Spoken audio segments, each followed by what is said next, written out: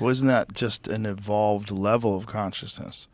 You know, we have single-celled organisms. We consider them alive. Yeah. But they're not multicellular organisms.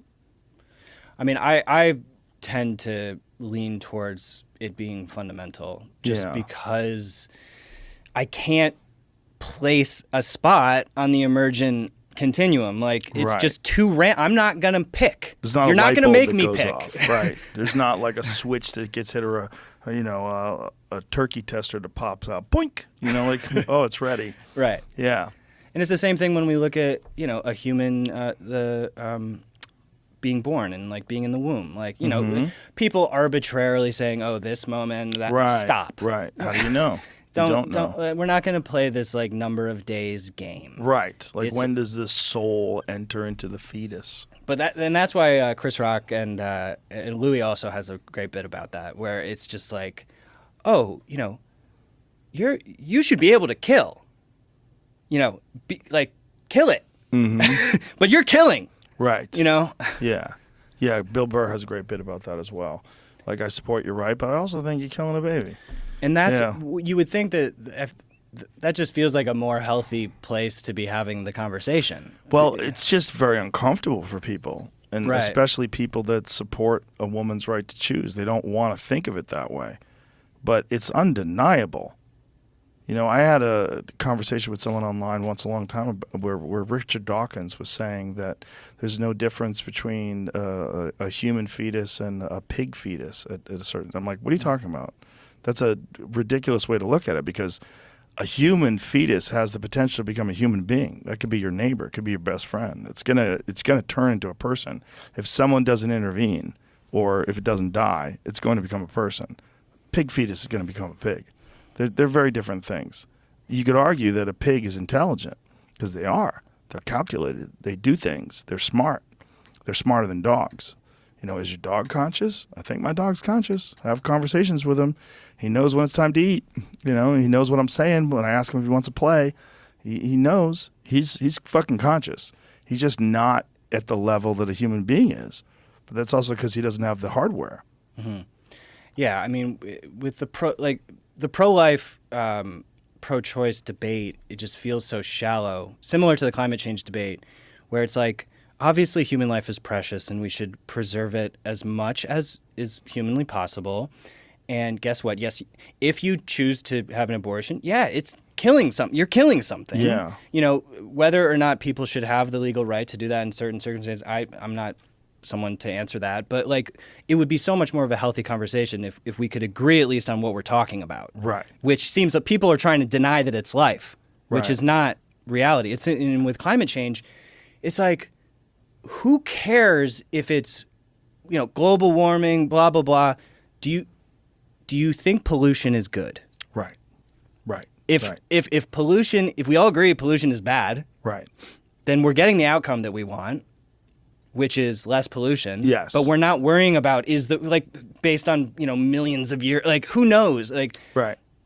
So it's like, I feel like some of these debates are just arguing about the wrong things, and it's just, we need to reset some of these conversations to just find the place where we can agree on one thing and then make progress from there. Because I think that a lot of people who are pro-abortion, like Louis and Chris Rock, who made those bits, which are kind of crude bits, but they're at least honestly acknowledging what's going on. Yes.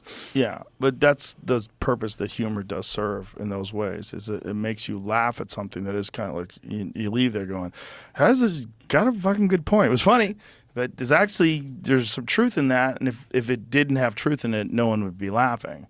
And that's the test of it all. It's like, does it resonate with that part of your mind that recognizes these inconsistencies? And there's also another problem with both the pro-life, pro-choice, and also the climate argument, that they become embedded in ideologies. So they become these dogmatic things that you cannot question. If you are a part of this group and you want to be accepted by this group, there's essentially two groups.